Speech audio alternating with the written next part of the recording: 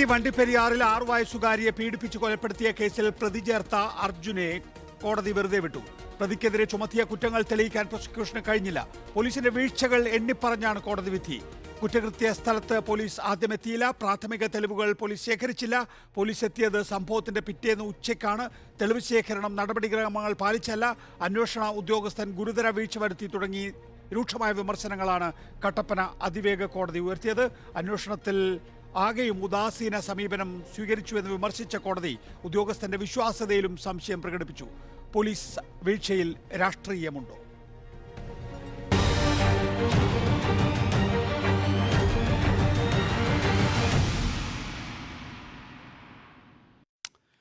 Vazhoor Soman MLA, കുട്ടിയുടെ അച്ഛൻ, ഒപ്പം തന്നെ അഡ്വക്കേറ്റ് ആദിത്യൻ, പ്രതിഭാഗം അഭിഭാഷകൻ പി ഗീത, സാമൂഹ്യ പ്രവർത്തക അഡ്വക്കേറ്റ് TB മിനി എന്നിവരാണ് നമ്മോടൊപ്പം ഉള്ളത്. ആദ്യം ഞാൻ കുട്ടിയുടെ അച്ഛനോടാണ് ചോദിക്കുന്നത്. താങ്കളുടെ പേര് ഞാൻ പരാമർശിക്കില്ല, അതുകൊണ്ട് ഞാൻ കുട്ടിയുടെ അച്ഛൻ എന്ന് പറയുമ്പോൾ താങ്കളെയാണ് ഉദ്ദേശിക്കുന്നത് എന്ന് ദയവായി അനുമാനിക്കണം. എങ്ങനെയാണ് ഈ കേസിൽ പ്രതിയെ ശിക്ഷിക്കാതെ പോയത് എന്നാണ് താങ്കൾ കരുതുന്നത്?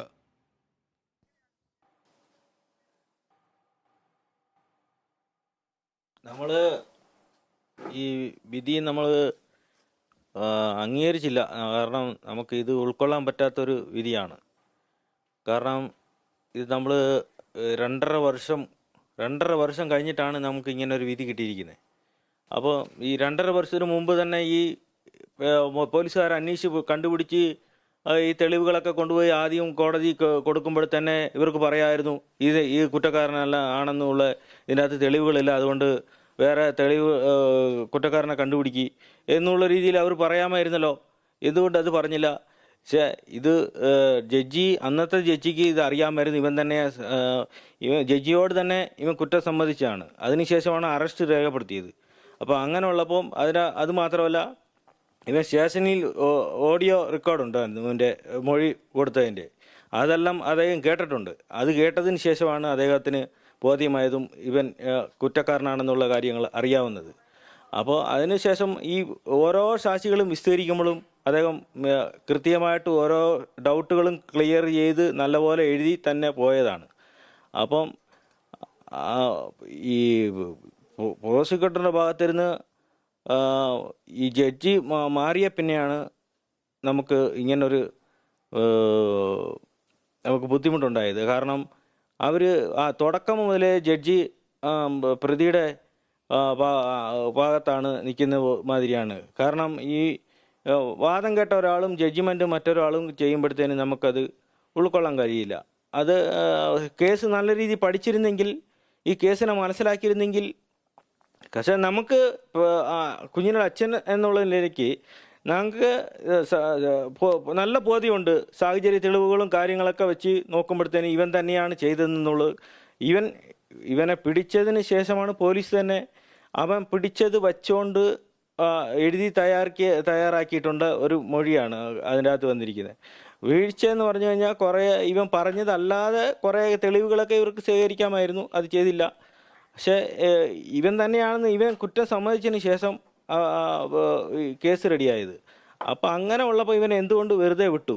ഇത് തെളിവുകൾ മാത്രം വച്ചുകൊണ്ട് മാത്രമാണ് ഇവിടെ വിധി പറയുന്നതെങ്കിൽ ഇവിടെ കുറ്റങ്ങൾ നടന്നുകൊണ്ടേയിരിക്കും.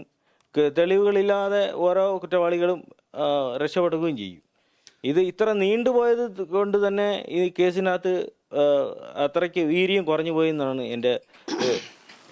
ഇതാരെയും തന്നെ നമുക്ക് വിധി പറഞ്ഞിരുന്നെങ്കിൽ ഇത് പ്രതിഭാഗം വക്കീൽ ഇത്രയും ഇത് സ്വാഭാവികം ഏതെങ്കിലും ഒരു കാര്യത്തിലേക്ക് ഉറച്ചു നിൽക്കണമായിരുന്നു. അതല്ല ചെയ്തത്. ഇവർ ഒരു കുഞ്ഞി തന്നെ കളിച്ച് സ്വാഭാവികമായിട്ട് ചെയ്ത് മരിച്ചതാണെന്നും പറയുന്നു. അങ്ങനെ ഒരു വാദം മുൻവയ്ക്കുന്നു. പിന്നെ ഇത് ഇവനല്ല ചെയ്ത് വേറൊരാളാ ചെയ്ത് എന്നുള്ള രീതിക്കും കൂടെ മുൻവയ്ക്കുന്നുണ്ടായിരുന്നു. അല്ലാതെ ഇതിൻ്റെ അകത്ത് തെളിവുകൾ എന്ന് പറഞ്ഞു കഴിഞ്ഞാൽ ഇവൻ്റെ ഫൈബർ കിട്ടിയിട്ടുണ്ട്, അല്ലാതെ റോമം കിട്ടിയിട്ടുണ്ട്, പിന്നെ ഒരുപാട് തെളിവുകളുണ്ട്. അത് ഈ DNA എന്ന് പറഞ്ഞു കഴിഞ്ഞാൽ ഡോക്ടർ പറഞ്ഞിരിക്കുന്നത് കുഞ്ഞ് തൂക്കിലിട്ടാണ് കൊണ്ടിരിക്കുന്നത്. അപ്പോൾ ആ രീതിക്ക് വരുമ്പോൾ സ്വാഭാവികമായിട്ട് അങ്ങനെ മരിക്കുന്നവർക്ക് മലമൂത്രത്തിലൂടെ DNA കുഞ്ഞു കൊച്ചല്ലേ അതിലൂടെ പോയി കാണാം. അത് മാത്രമല്ല ഈ പോസ്റ്റ്മോർട്ടം ചെയ്യുമ്പോഴത്തേന് അത് ക്ലീൻ ചെയ്തിട്ടാണ് അവർ പോസ്റ്റ്മോർട്ടം ചെയ്യുന്നത്. അപ്പോൾ അങ്ങനെ വരുമ്പോൾ DNA കിട്ടാനും വഴിയില്ല. അതാണ് ആ ഡോക്ടർ പറഞ്ഞിരിക്കുന്നത്. അത് വെച്ചുകൊണ്ട് ഇത് പോലീസിൻ്റെ വീഴ്ചയാണെന്നും അങ്ങനെ നമുക്ക് പറയാൻ പറ്റിയില്ല. അപ്പോൾ ഈ ജഡ്ജി ഇത് കേസിനെ ശരിക്കും മനസ്സിലാക്കില്ല ഇത് എന്നുള്ള ഇതാണ് നമുക്ക് ഉൾക്കൊള്ളാൻ പറ്റുന്നില്ല. ഈ അങ്ങയിലേക്ക് മടങ്ങിയെത്താം. നമുക്ക് ജഡ്ജിനെ വിമർശിക്കാൻ കഴിയില്ല. പകരം നമുക്ക് ജഡ്ജ്മെന്റിനെ, ഈ ഉത്തരവിനെ നമുക്ക് വിമർശിക്കാം. ഒരു പൗരൻ എന്നുള്ള നിലയിൽ താങ്കൾക്കും എനിക്കും അതിനുള്ള അവകാശമുണ്ട്. ഇവിടെ ശ്രീ വാഴൂർ സോമൻ, എന്താണ് സംഭവിച്ചത് എന്നുള്ളതാണ് താങ്കളുടെ നിഗമനം. വിധിന്യായം താങ്കൾ ഒരുപക്ഷെ ശ്രദ്ധിച്ചിട്ടുണ്ടാകും. എൻ്റെ കയ്യിൽ വിധിന്യായമുണ്ട്. 72ാമത്തെ പേജിൽ ഡിഫക്ട്സ് ഇൻ ഇൻവെസ്റ്റിഗേഷൻ എന്ന തലക്കെട്ടിൽ നോക്കൂ, എണ്ണി പറഞ്ഞിരിക്കുന്നു എന്താണ് ഇൻവെസ്റ്റിഗേറ്റീവ് ഓഫീസർക്ക് സംഭവിച്ചിട്ടുള്ള പിഴവ് എന്ന്. അത് ഇൻവെസ്റ്റിഗേറ്റീവ് ഓഫീസർ റൈറ്റ്. വാഴൂർ സോമനിലേക്ക് നമുക്ക് തിരികെ എത്താം. അഡ്വക്കേറ്റ് ടി ബി മിനി അവിടെ പോയിട്ടുള്ള ആളാണല്ലോ. ഇൻവെസ്റ്റിഗേറ്റീവ് ഓഫീസറുടെ പിഴവുകൾ ഇവിടെ എണ്ണി ചൂണ്ടിക്കാണിച്ചിട്ടുണ്ട്. അപ്പോൾ ആ ഘട്ടത്തിൽ തന്നെ അറിയാമായിരുന്നു ഇയാൾ അവിടെ തെളിവ് ശേഖരിക്കുന്നതിൽ പരാജയപ്പെട്ടിട്ടുണ്ട്, അതുപോലെ തന്നെ മഹസർ തയ്യാറാക്കുന്നതിൽ പരാജയപ്പെട്ടിട്ടുണ്ട്. ആ കാര്യങ്ങളൊക്കെയാണ് ഇതിനകത്ത് എഴുതി വെച്ചിട്ടുള്ളത്. അപ്പോൾ എന്തുകൊണ്ടാണ് അക്കാര്യത്തിൽ ആ സമയത്ത് പ്രോസിക്യൂഷൻ അതേക്കുറിച്ച് ബോധവാനാകാത്തത്? അന്വേഷണ ഉദ്യോഗസ്ഥന് അക്കാര്യത്തിൽ വീഴ്ച പറ്റിയിട്ടുണ്ടെങ്കിൽ കോടതി അത് ചൂണ്ടിക്കാണിക്കേണ്ടത്. ഇതൊരു മോഷണ കേസല്ലല്ലോ. 6 വയസ്സുകാരി പെൺകുട്ടിയെ ബലാത്സംഗം ചെയ്ത് കൊന്ന ക്രൂരകൃത്യമാണ്.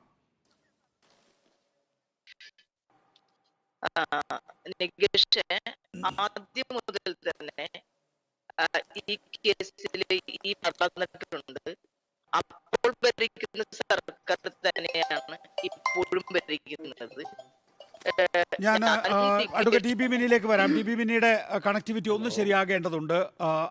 ശ്രീമതി പി ഗീത, ഞാൻ ടി ബി മിനിയോട് ചോദിച്ച ചോദ്യം തന്നെ. സാധാരണഗതിയിൽ ഒരു ക്രിമിനൽ കേസ് അല്ല ഇത്. അതിക്രൂരമായിട്ടുള്ള ഒരു പിഞ്ചു കുഞ്ഞിനെ ബലാത്സംഗം ചെയ്തു. ആ ഘട്ടത്തിൽ ജുഡീഷ്യറിക്ക് അത് തോന്നുകയാണ് എങ്കിൽ അത് ചൂണ്ടിക്കാണിച്ചിട്ടുണ്ടോ? അതുപോലെ തന്നെ പ്രോസിക്യൂഷൻ അത് ബോധ്യപ്പെട്ടിട്ടുണ്ടോ? അക്കാര്യത്തിൽ എന്ത് നടപടിയാണ് അന്വേഷണ ഉദ്യോഗസ്ഥന് മേൽ എടുത്തിട്ടുള്ളത്? ഇതൊന്നും ആരും പറഞ്ഞു കേട്ടിട്ടില്ല.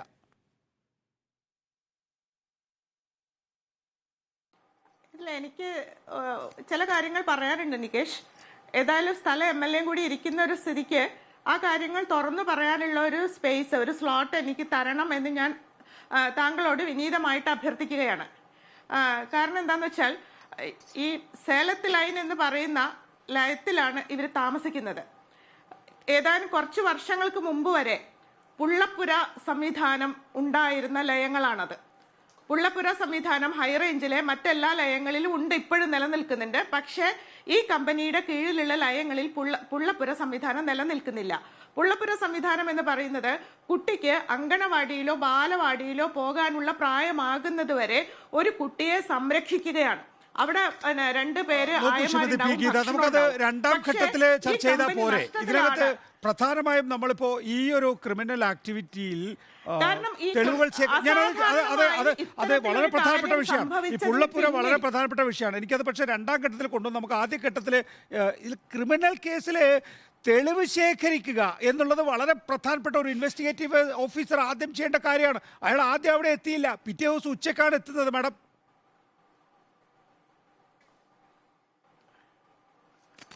ഹലോ, ശ്രീമതി ഗീത കട്ടായിട്ടുണ്ട്. ഞാൻ വരാം. വാഴൂർ സോമൻ എന്നോടൊപ്പം ഉണ്ടെന്നാണ് വിചാരിക്കുന്നത്. ശ്രീ വാഴൂർ സോമൻ, എന്തുകൊണ്ടാണ് ഒരു ഇൻവെസ്റ്റിഗേറ്റീവ് ഓഫീസറെ ഇത്രയധികം രൂക്ഷമായി വിമർശിച്ച ഒരു കോടതി വിധി സമീപകാലത്ത് ഞാൻ കണ്ടിട്ടില്ല?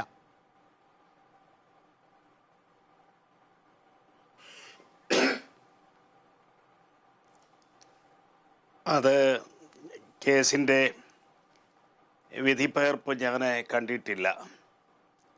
കാണാത്ത ഒരു കാര്യത്തെക്കുറിച്ച് പരാമർശിക്കുന്നത് ഉചിതമാണെന്ന് കരുതുന്നില്ല. കേസന്വേഷണത്തെ സംബന്ധിച്ചിടത്തോളം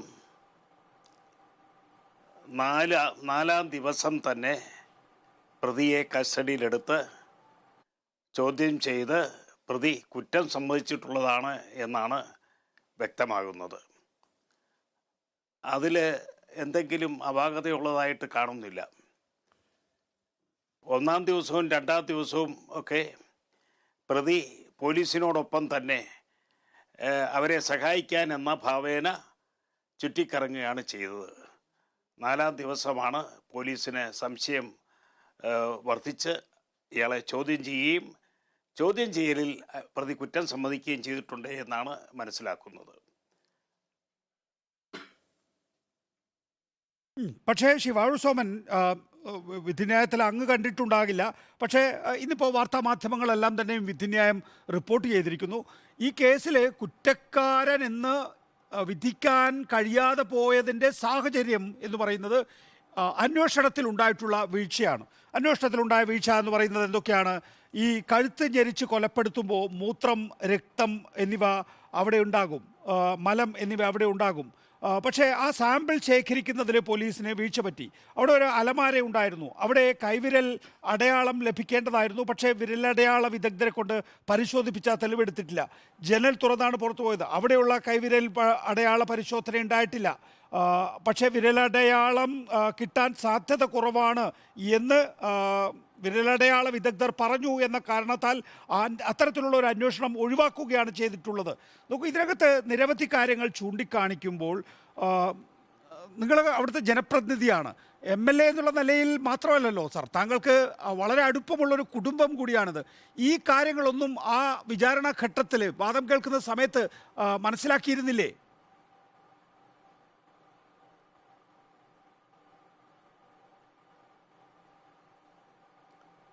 അല്ല, ഞാൻ കേസിലെ സാക്ഷിയല്ല.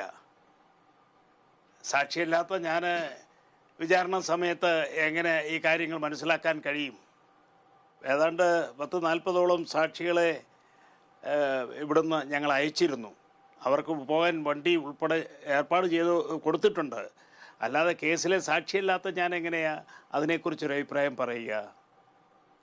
കേസിൽ ഞാൻ മനസ്സിലാക്കിയിടത്തോളം കേസിൽ പ്രതിയെ കസ്റ്റഡിയിലെടുത്ത് ക്വസ്റ്റ്യൻ ചെയ്ത് കഴിഞ്ഞപ്പോൾ പ്രതി കുറ്റം സമ്മതിച്ചിട്ടുണ്ട്. ഇക്കാര്യങ്ങളെല്ലാം വളരെ വ്യക്തമായും പോലീസിൻ്റെ മുൻപാകെ പറഞ്ഞത് റെക്കോർഡ് ചെയ്തിട്ടുണ്ട്.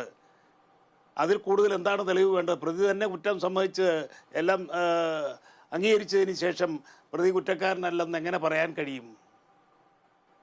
അതൊക്കെ റെക്കോർഡ് ചെയ്ത് വെച്ചിട്ടുണ്ടാവുമല്ലോ പോലീസ്. നോക്കൂ ശിവാഴു സോമൻ, താങ്കൾ സാക്ഷിയല്ല എന്നുള്ളത് കടുത്ത പ്രയോഗമായി പോയി.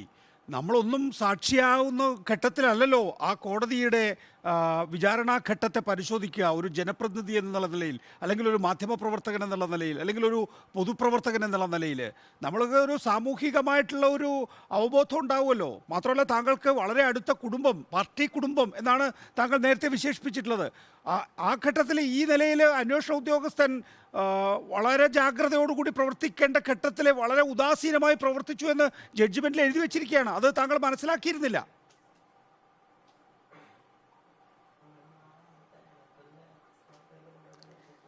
അതായത് ഓരോ കേസിൻ്റെ അവധിക്ക് പോയി വന്നതിന് ശേഷം ഈ കുട്ടിയുടെ പിതാവ് കണ്ണൻ എന്നെ വന്ന് കാര്യങ്ങളെല്ലാം പറയാറുണ്ട്. അവരെല്ലാം പ്രതീക്ഷിച്ചിരുന്ന അന്വേഷണം, കേസ് ശരിയായ ദിശയിൽ നടക്കുന്നു എന്ന് അവർ വിശ്വസിച്ചിരുന്നു. മാത്രമല്ല പ്രതിക്ക് കടുത്ത ശിക്ഷ തന്നെ ലഭിക്കുമെന്ന പ്രതീക്ഷയാണ് എന്നോട് പലപ്പോഴും പ്രകടിപ്പിച്ചത്. എന്നാൽ വിധി ന്യായം വന്നപ്പോൾ, വിധി പ്രസ്താവം വന്നപ്പോൾ വളരെ നിർഭാഗ്യകരമായ അവസ്ഥയാണ് ഉണ്ടായിട്ടുള്ളത്. ഞാൻ കുട്ടിയുടെ അച്ഛനിലേക്ക് തിരികെ വരികയാണ്. MLA അടക്കമുള്ള പൊതുപ്രവർത്തകരുടെ സഹായം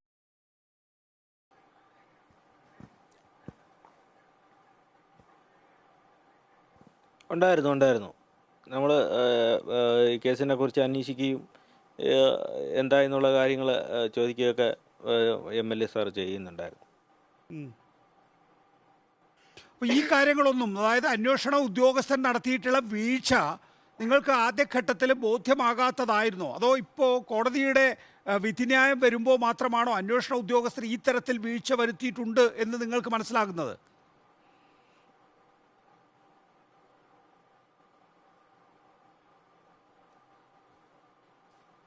അല്ല, ഇതിനകത്ത് വീഴ്ച എന്ന് പറഞ്ഞാൽ ഇതിനകത്ത് തെളിവുകൾ ഇത്ര ഉള്ളൂ. ഇതിനകത്ത് ഈ തെളിവുകൾ വെച്ചുകൊണ്ട് വാദിക്കാന്ന് തുടക്കം മുതൽ തന്നെ പ്രോസിക്യൂട്ടർ പറയുന്നുണ്ടായിരുന്നു. അപ്പം ഇത് തന്നെ DNA തുല്യമായിട്ടുള്ള എല്ലാ തെളിവുകളും ഇതിൻ്റെ അകത്തുണ്ട്. ആ രീതിക്കാണ് അദ്ദേഹം വാദം തുടങ്ങിയത്. അങ്ങനെയാണ് വന്നിരിക്കുന്നത്. പക്ഷേ നമ്മൾ പ്രതീക്ഷിക്കാത്തൊരു വിധിയാണ് ഇന്ന് പറഞ്ഞിരിക്കുന്നത്. ഉൾക്കൊള്ളാൻ പറ്റത്തില്ല. തീർച്ചയായും. അഡ്വക്കേറ്റ് ടി ബി മിനി, നോക്കൂ, ഇതിനകത്ത് ഒരു പൊതു അവബോധത്തിൻ്റെ പ്രശ്നം. ഓക്കെ, ഞാൻ മിനിയിലേക്കും കൂടി വരാം എന്ന് വിചാരിക്കുകയാണ്. ഒരിക്കൽ കൂടി മിനിയെ ഒന്ന് ക്ലിയർ ആവേണ്ടതുണ്ട് വളരെ വേഗത്തിൽ. ശ്രീ വാഴൂർ സോമൻ, ആ നിലയിലുള്ള കൃത്യമായ രീതിയിലുള്ള ഒരു നിയമപരിജ്ഞാനം എന്തായാലും ആ കുടുംബത്തിനുണ്ടാകാനുള്ള സാധ്യതയില്ല. ഇപ്പോൾ ജഡ്ജ്മെൻറ്റിൽ വന്നിരിക്കുന്നത് അന്വേഷണ ഉദ്യോഗസ്ഥൻ കൃത്യമായി തെളിവ് ശേഖരിക്കാത്തത് കൊണ്ടും അയാളുടെ വിശ്വാസ്യതയിൽ തന്നെ പ്രശ്നമുണ്ട് എന്ന് ചൂണ്ടിക്കാണിക്കുന്ന സാഹചര്യത്തിൽ അത് നമുക്ക് ഇതുവരെ ഈ 2 വർഷക്കാലം നമുക്ക് പൊതുപ്രവർത്തകർക്കായാലും ആ കുടുംബത്തിനായാലും നമ്മൾ മാധ്യമങ്ങൾക്കായാലും പൊതുസമൂഹത്തിനാകെയായാലും ബോധ്യപ്പെട്ടിട്ടില്ല എന്നുള്ള സാഹചര്യം ഒരുപക്ഷെ ഇപ്പോൾ ആളുകൾ കേൾക്കുമ്പോൾ അത് അവർക്ക് വിശ്വസനീയമായി തോന്നുന്നു, അവർക്ക് വിശ്വസിക്കാൻ കഴിയുന്നതാണോ?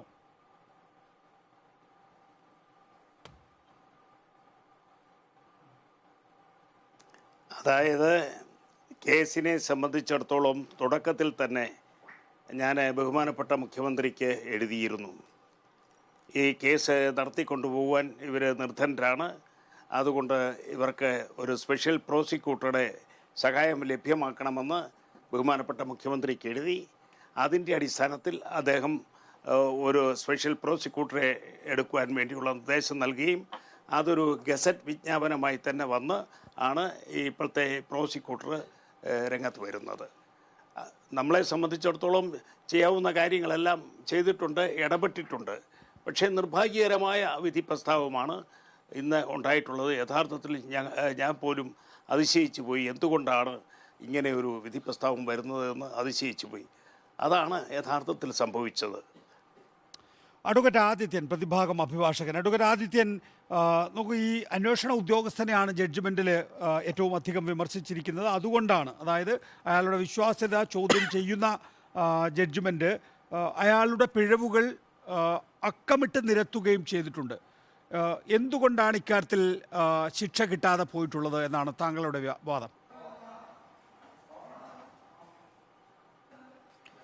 ഇതിപ്പോൾ ഇൻവെസ്റ്റിഗേഷൻ ഓഫീസർ എത്രത്തോളം ഇതിൽ മറ്റു തരത്തിലുള്ള മാനിപ്പുലേഷൻസ് നടത്തിയിട്ടുണ്ടെന്നുള്ളതിൻ്റെ വളരെ വ്യക്തമായ ഉദാഹരണമാണ് ഈ കേസ്.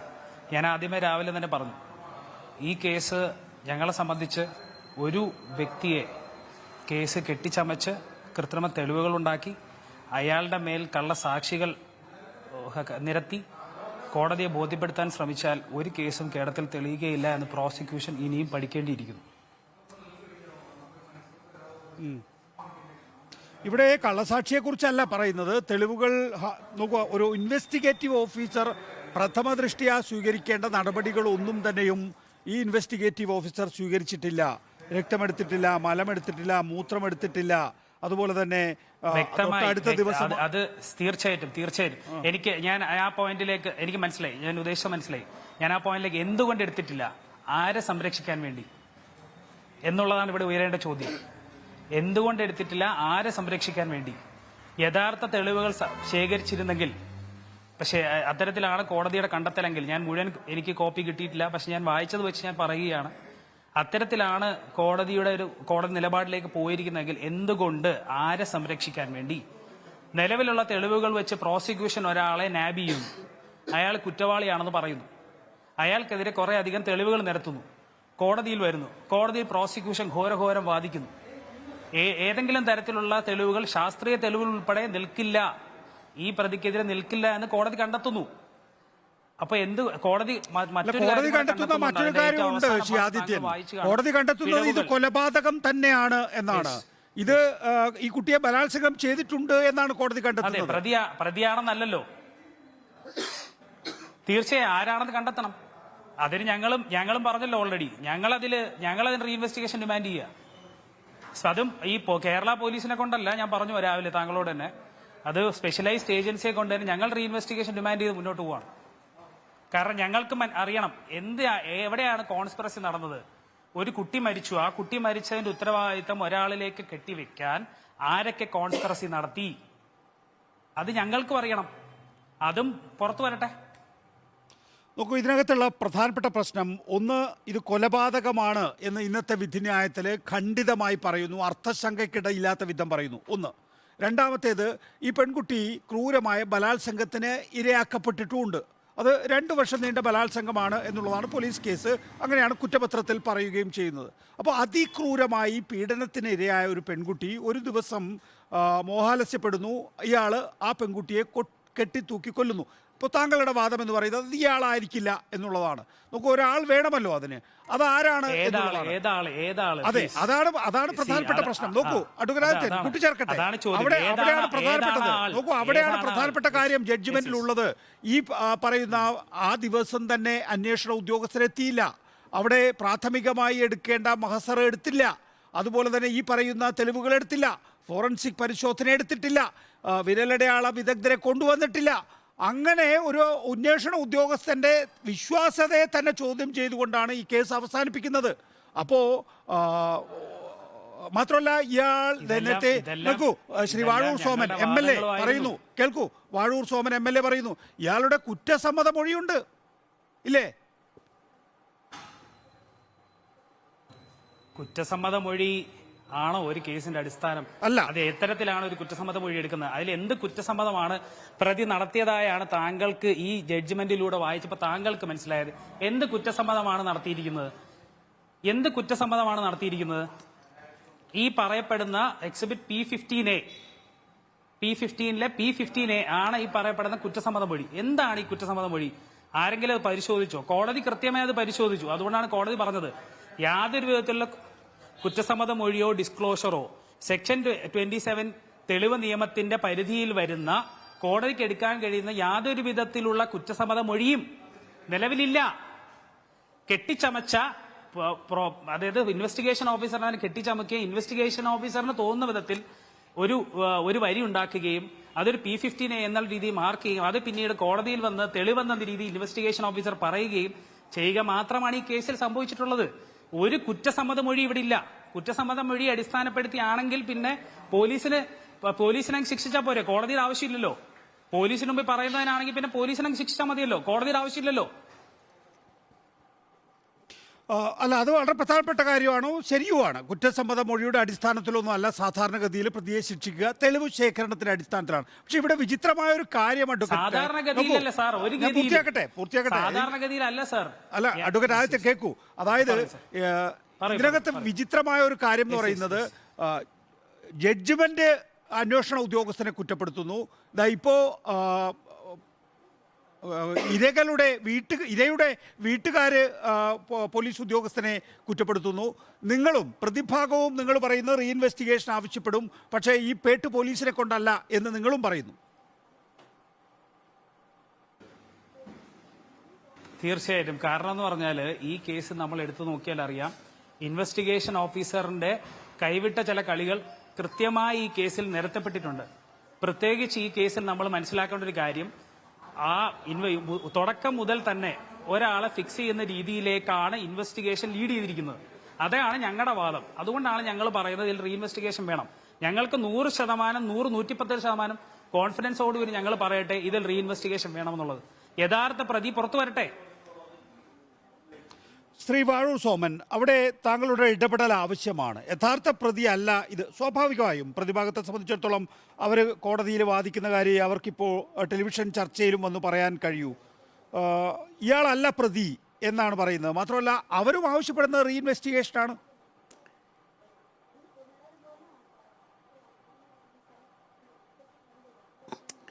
അതായത് ഈ നാട്ടിലെ മുഴുവൻ ജനങ്ങൾക്കും അറിയാം, അത് സാഹചര്യ തെളിവുകളുടെ അടിസ്ഥാനത്തിലും ഇയാൾ തന്നെയാണ് പ്രതി എന്നുള്ളത് ഏവരും പറയുന്ന കാര്യമാണ്.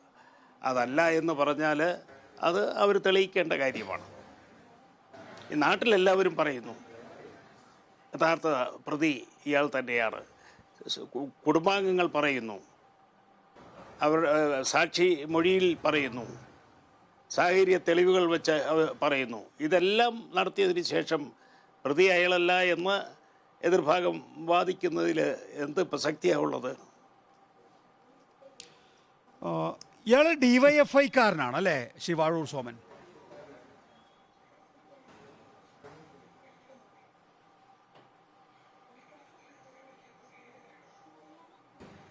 ആ സംഘടനയിൽ പ്രവർത്തിച്ചുകൊണ്ടിരുന്ന ആളാണെന്നാണ് പറഞ്ഞു കേട്ടിട്ടുള്ളത്.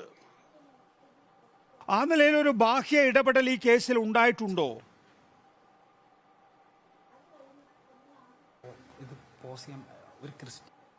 അതിന് സാധ്യത ഞാൻ കാണുന്നില്ല. കാരണം ഈ കുട്ടിയുടെ വീട്ടുകാരെല്ലാം ഒന്നെങ്കിൽ ഞങ്ങളുടെ പാർട്ടിയിലാണ്, CPIയിലാണ്, അല്ലാത്തവർ CPMലാണ്. അമ്മാവൻ ഉൾപ്പെടെ CPMൽ സജീവ പ്രവർത്തകരാണ്. ഈ കേസിൻ്റെ അന്വേഷണ കാര്യത്തിലെല്ലാം സജീവമായി നിൽക്കുകയും സാക്ഷികളെ കൊണ്ടുപോകുന്നതിനെല്ലാം പരിശ്രമിക്കുകയും ചെയ്ത് കുട്ടിയുടെ അമ്മാവനാണ്. അങ്ങനെ പറയുമ്പോൾ അതിൻ്റെ അകത്തൊരു രാഷ്ട്രീയ സ്വാധീനത്തിൻ്റെ പ്രശ്നം ഉദിക്കുന്നില്ല. ഞാൻ കുട്ടിയുടെ അച്ഛനോട് ചോദിക്കുകയാണ്, ഇക്കാര്യത്തിൽ ഏതെങ്കിലും തരത്തിൽ പുറത്തു നിന്നുള്ള ഇടപെടൽ ഉണ്ടായിട്ടുണ്ടോ? അതായത് ഇയാളൊരു പ്രതി, ഒരു ഡിവൈഎഫ്ഐക്കാരനായതുകൊണ്ട് CPM ഈ കേസിൽ ഇടപെട്ടു എന്ന സംശയം നിങ്ങൾക്കുണ്ടോ?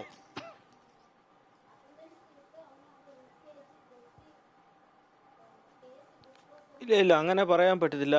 കാരണം ആദ്യം മുതൽ അവർ നമ്മളോട് ഈ കേസ് ഇങ്ങനെ DYFIക്കാരനാണെന്ന് പറഞ്ഞ് വെളിയിൽ വന്നപ്പോൾ തന്നെ ഞങ്ങൾ ഇവനെ സംരക്ഷിക്കത്തില്ല, ഈ കേസിലകത്ത് ഞങ്ങൾ ഇടപെടത്തില്ലെന്ന് ജില്ലാ നേതൃത്വം അടക്കമുള്ള ആളുകൾ വന്ന് സംസാരിച്ചു, നമ്മൾക്ക് പിന്തുണ തന്നിട്ടുണ്ടായിരുന്നു. അപ്പോൾ അതിൻ്റെ ഭാഗമായിട്ട് തന്നെ നമ്മളും നോക്കിയതിൽ അങ്ങനെ ഒരു ഇത് നടന്നതില്ല. പിന്നെ വന്നിട്ട് ഇതിനകത്ത് ഏതെങ്കിലും ഈ പ്രതിയുടെ അപ്പൻ്റെ ഏതെങ്കിലും ചെറിയ നേതാക്കന്മാരാരെങ്കിലും അവനെ സപ്പോർട്ട് ചെയ്ത് ഈ വക്കീലിനെ ഏർപ്പാട് ചെയ്ത് കൊടുത്തിട്ടുണ്ടോ ഇല്ലയെന്ന് ചെറിയൊരു സംശയമുണ്ട്, അത്രേ ഉള്ളൂ. ഈ വക്കീലിനെ പിടിക്കണമെങ്കിൽ അങ്ങനെ ഈ പ്രതിയുടെ അപ്പന് അത്ര കഴിവ് ഇദ്ദേഹത്തിനെ കണ്ടെത്താനുള്ള കഴിവില്ല. അപ്പോൾ ഏതെങ്കിലും ഒരാൾ പിന്നെ അങ്ങനെ ഒരു ഇതുണ്ട്. അല്ലാതെ പാർട്ടിക്കാരാണ് ഇത് ചെയ്തെന്ന് ഇതിൻ്റെ പുറകിലുണ്ടെന്ന് ഞാൻ പറയാൻ പറ്റത്തില്ല.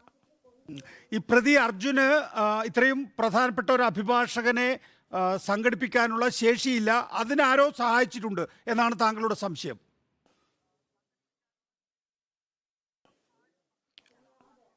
അതെ. നമുക്ക് കോൺഗ്രസ് പ്രതിനിധിയെ കൂടി ഈ ചർച്ചയിൽ പങ്കെടുപ്പിക്കേണ്ടതുണ്ട്. അവരുടെ കൂടി എന്താണ് ആക്ഷേപം എന്നുള്ള കാര്യം നമുക്ക് മനസ്സിലാക്കാൻ കഴിയും എന്ന് ഞാൻ പ്രതീക്ഷിക്കുകയാണ്. നോക്കൂ, ഇതിനകത്ത് ഞാൻ കുട്ടിയുടെ അച്ഛനോട് തന്നെ വീണ്ടും ചോദിക്കുകയാണ്. നേരത്തെ ഇയാളുടെ കുറ്റസമ്മത മൊഴിയെക്കുറിച്ച് പറഞ്ഞല്ലോ അഡ്വക്കേറ്റ് ആദിത്യൻ, അതായത് പ്രതിയുടെ അഭിഭാഷകൻ ചോദിക്കുന്നത് എന്തു കുറ്റസമ്മത മൊഴി? സാധാരണഗതിയിൽ കുറ്റസമ്മത മൊഴിയുടെ അടിസ്ഥാനത്തിൽ മാത്രമായി പ്രതിയെ ശിക്ഷിക്കാറില്ല, അത് അദ്ദേഹം പറയുന്നത് ശരിയാണ്. പക്ഷേ അതിലെടുക്കേണ്ടതായ ഒന്നുമില്ല എന്ന് ജഡ്ജ്മെൻറ്റിൽ പറയുന്നുണ്ടെന്നാണ് അദ്ദേഹം വിശദീകരിക്കുന്നത്. താങ്കൾ കേട്ടതല്ലേ ഈ കുറ്റസമ്മത മൊഴി? അതിലെന്താണ് പറയുന്നത്?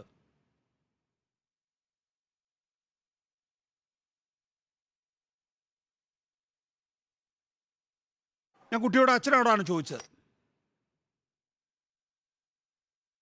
എന്നോടാണോ? അതെ. ഓക്കെ. ഒരിക്കൽ കൂടെ പറയാം. ഈ പ്രതിയുടെ കുറ്റസമ്മത മൊഴി എന്ന് വെച്ചാൽ അയാൾ ഞാനാണത് ചെയ്തത് എന്ന് പറഞ്ഞുകൊണ്ടൊരു മൊഴി പോലീസിന് നൽകിയിരുന്നല്ലോ, അത് കേൾപ്പിച്ചതാണല്ലോ നിങ്ങളടക്കം? അതെ.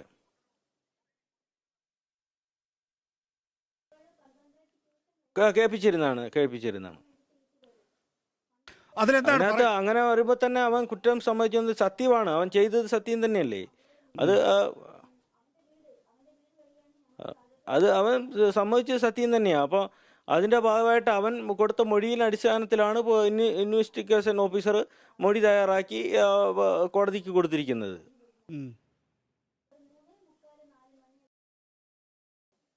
ശരി, അഡ്വക്കേറ്റ് ആദിത്യൻ, അങ്ങനെ ഒരു സാഹചര്യം തുടക്കത്തിൽ ഉണ്ടായെങ്കിൽ പോലും അതിനനുരോധമായ രീതിയിലുള്ള തെളിവ് ശേഖരണത്തിൽ അന്വേഷണ ഉദ്യോഗസ്ഥൻ പരാജയപ്പെട്ടു എന്നാണല്ലോ ഈ കോടതി വിധിയിൽ പറയുന്നത്. അതാണ് നിങ്ങളെ സംബന്ധിച്ചിടത്തോളം, ഡിഫൻസിനെ സംബന്ധിച്ചിടത്തോളം ഗുണം ചെയ്തിട്ടുള്ളത്. ഞാൻ അതിലോട്ട് ഒരു കാര്യം കൂടെ പറഞ്ഞോട്ടെ. ഇപ്പോൾ ഈ റെക്കോർഡ് ചെയ്ത് കേൾപ്പിച്ചു എന്ന് പറഞ്ഞല്ലോ കുറ്റസമ്മത മൊഴി, അത് തന്നെ എന്താണ് വ്യക്തമാക്കുന്നതെന്ന് അറിയാമോ? അതായത് ഒരു അന്വേഷണ ഉദ്യോഗസ്ഥൻ തന്റെ കസ്റ്റഡിയിലിരിക്കുന്ന പ്രതിയുടെ റെക്കോർഡിംഗ്, ആ കേസിലെ പ്രധാനപ്പെട്ട സാക്ഷികളെ റെക്കോർഡ് ചെയ്ത് കേൾപ്പിച്ച് ഇൻഫ്ലുവൻസ് ചെയ്യാൻ ശ്രമിച്ചു എന്നാണ് ഇപ്പോൾ ഓൺ എയറിൽ സമ്മതിച്ചിരിക്കുന്നത്. ഇതിലപ്പുറം ഒരു ഇൻവെസ്റ്റിഗേഷൻ ഓഫീസർ എത്രത്തോളമാണ് ഈ കേസിൽ ഇടപെടൽ നടത്തിയെന്നുള്ളതിന് ഞാൻ പ്രത്യേകിച്ചൊരു ഉദാഹരണം പറയേണ്ട ആവശ്യമില്ല. കുറ്റസമ്മത മൊഴി എന്ന് പറയുന്നത് ഒരാളെ റെക്കോർഡ് ചെയ്ത് കേൾപ്പിക്കുന്നതല്ല കുറ്റസമ്മത മൊഴി. കുറ്റസമ്മത മൊഴി എന്ന് പറഞ്ഞ സെക്ഷൻ 27 അവരെ കേൾപ്പിച്ചു എന്നൊന്നും പറഞ്ഞിട്ടില്ല അഡ്വക്കേറ്റ് ആദിത്യൻ. അവർക്ക് അവരത് മനസ്സിലാക്കിയതാണ്. അല്ലല്ല അഡ്വക്കേറ്റ് ആദിത്യൻ, അവരത് മനസ്സിലാക്കിയതാണ്. താങ്കൾ ഇപ്പോൾ അല്ല, എന്റെ ചോദ്യത്തിൽ അത് ഉണ്ടാകുമായിരിക്കും, പക്ഷെ കുട്ടിയുടെ അച്ഛൻ അങ്ങനെ പറഞ്ഞിട്ടില്ല. ചോദിച്ചത് അങ്ങനെയാണ്, ഞാൻ ചോദിച്ചത് അങ്ങനെയാണ്. അത് എന്റെ മിസ്റ്റേക്ക് ആയിരിക്കാം. കുട്ടിയുടെ അച്ഛൻ അങ്ങനെ പറഞ്ഞിട്ടില്ല. അവർ മനസ്സിലാക്കിയിട്ടുള്ളത് അതെ ഇയാള് കുറ്റസമ്മത മൊഴി നടത്തിയിട്ടുള്ള, പിന്നെന്താ പ്രശ്നം? അപ്പൊ അയാൾ തന്നെ സമ്മതിച്ചു, നാട്ടുകാർക്ക് മുഴുവൻ അറിയാം ഇയാളാണെന്ന്. വേറെ അവിടെ അങ്ങനെ ഒരു സാഹചര്യ തെളിവ് വേറൊരാൾക്ക് ഇല്ല എന്നുള്ളത് നേരത്തെ വാഴൂർ സോമനും വ്യക്തമാക്കുന്നു. അതാണ് ഒരു പൊതുബോധം. അവരൊക്കെ നിയമം പഠിച്ചവരൊന്നും അല്ലല്ലോ, പൊതുബോധത്തിന്റെ അടിസ്ഥാനത്തിലാണ് സംസാരിക്കുക. ഞാനത് ഒരുമിച്ച് ഉത്തരം പറയാം. തീർച്ചയായിട്ടും ഞാൻ ഒരുമിച്ച് അതിന് ഉത്തരം പറയാം. ഈ ബഹുമാനപ്പെട്ട MLA പറഞ്ഞു മറ്റോ ആരും ആ സാഹചര്യത്തിൽ വരുന്നില്ല എന്ന്. വളരെ പ്രധാനപ്പെട്ട, ഞാൻ വളരെ ഉത്തരവാദിത്വത്തോടെ ഇതിനാണ് പറയുന്നത്, വളരെ പ്രധാനപ്പെട്ട വണ്ടിപ്പെരിയാറിൽ ഒരു രാഷ്ട്രീയ നേതാവിന്റെ മകൻ ഈ സാഹചര്യത്തിൽ, ഈ പറയപ്പെടുന്ന സാഹചര്യത്തിൽ പ്രതിയേക്കാനും മുന്നേ എത്തുന്നുണ്ട്. അത് ആ ജഡ്ജ്മെന്റ് പരിശോധിച്ചാൽ അറിയാം. അയാളെ പിടിച്ച് കേസിൽ സാക്ഷിയാക്കിയിരിക്കുകയാണ്. അയാൾക്കെതിരെ എന്തുകൊണ്ട് അന്വേഷണം നടന്നില്ല? അയാൾ ഈ പറയുന്ന കുട്ടി മരിച്ചു കിടക്കുന്ന മുറിയുടെ തൊട്ടപ്പുറത്ത് മുറിയിൽ കിടന്ന് ഉറങ്ങുകയായിരുന്നു എന്നാണ് പ്രോസിക്യൂഷൻ കേസ്. എന്തുകൊണ്ട് അയാൾക്കെതിരെ ഒരു അന്വേഷണം ഇല്ല? എന്തുകൊണ്ടില്ല? അപ്പോ അല്ലാത്ത സാഹചര്യങ്ങളിലുള്ള പ്രതിയെക്കാളും ഈ പറയപ്പെടുന്ന പ്രോസിക്യൂഷന്റെ സാഹചര്യങ്ങൾ മുന്നേ എത്തുന്ന, ഇതിലെ മികച്ച രീതിയിൽ മുന്നേ എത്തുന്ന ആൾക്കാർ അവിടെ ഉണ്ട്. അവർക്കെതിരെ യാതൊരു അന്വേഷണവും ഇല്ല. എന്തുകൊണ്ടില്ല? കാരണം വണ്ടിപ്പെരിയാറിലെ ഏറ്റവും പ്രബലയായ രാഷ്ട്രീയ നേതാവിന്റെ മകനായതുകൊണ്ട്. അപ്പോൾ ഇത് വളരെ വ്യക്തമാക്കിയിരിക്കുന്നത് ഒരു ചെറിയ രാഷ്ട്രീയ നാടകമല്ല, ഇത് വളരെ വലിയൊരു ബ്രോഡ് ആയിട്ടുള്ള രാഷ്ട്രീയ നാടകമാണ്. ഇതുകൊണ്ട് തന്നെയാണ് ഞങ്ങൾ പറഞ്ഞത് ഞങ്ങൾ റീഇൻവെസ്റ്റിഗേഷൻ ഡിമാൻഡ് ചെയ്യുന്നു. കുറെ അധികം കാര്യങ്ങൾ പുറത്തു വരാനുണ്ട്. ശരി, കുട്ടിയുടെ അച്ഛനോടാണ് ഞാൻ ചോദിക്കുന്നത്. വണ്ടിപ്പെരിയാറിലെ പ്രമുഖ രാഷ്ട്രീയക്കാരിയുടെ മകനെ കുറിച്ചാണ് ഇപ്പോൾ പ്രതിഭാഗം അഭിഭാഷകൻ പറയുന്നത്. നിങ്ങൾ അതേക്കുറിച്ച് ബോധവാന്മാരാണോ? കേസിൽ അതുണ്ട് എന്നാണല്ലോ അഭിഭാഷകൻ ചൂണ്ടിക്കാണിക്കുന്നത്. മാത്രമല്ല അവരൊരു വീണ്ടും ഇക്കാര്യത്തിലൊരു ഇല്ല സാർ, അത് അവര് ഉണ്ടാക്കിയ കഥയാണ്. ഓക്കെ,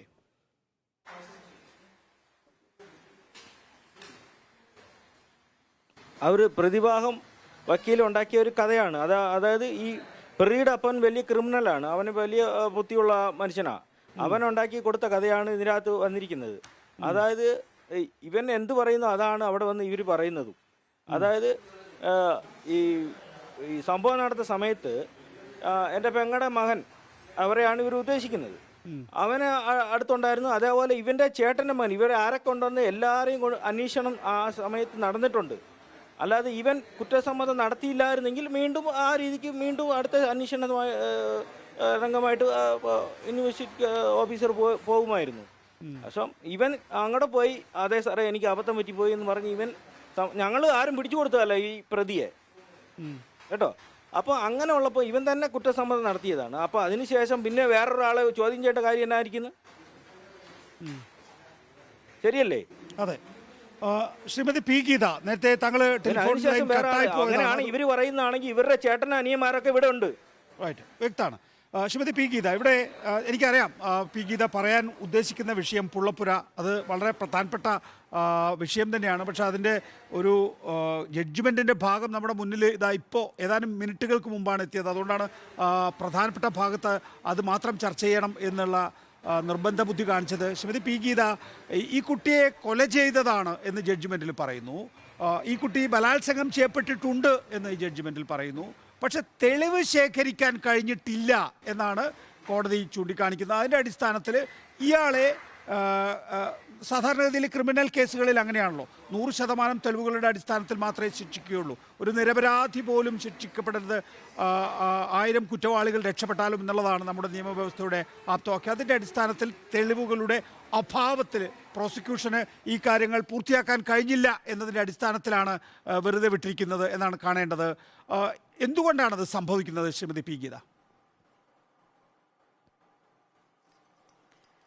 നികേഷ്, കേരളത്തിൽ ആദ്യമായിട്ടല്ല ഇങ്ങനെ തെളിവുകളുടെ അഭാവത്തിൽ ഇത്തരത്തിൽ ക്രിമിനൽ കേസുകളിൽ കുറ്റാരോപിതരായിട്ടുള്ള ആൾക്കാർ വെറുതെ വിടപ്പെടുന്നത്. പ്രത്യേകിച്ച് സ്ത്രീ പീഡന പരാതികളിൽ കുറ്റാരോപിതരായിട്ടുള്ള ആൾക്കാർ തെളിവുകളുടെ അടിസ്ഥാനത്തിൽ വെറുതെ വിടപ്പെടുന്ന സാഹചര്യം കേരളത്തിൽ നിലനിൽക്കാൻ തുടങ്ങിയിട്ട് 1/4 നൂറ്റാണ്ടിലേറെയായി എന്ന് നികേഷിനും അറിയാം, എനിക്കും അറിയാം. ഇപ്പൊ തൊട്ട് മുന്നേ ഉണ്ടായിട്ടുള്ള വാളയാർ കേസിൽ എങ്ങനെയാണ് അത് കൃത്യമായിട്ട് അട്ടിമറിക്കപ്പെടുന്നത്?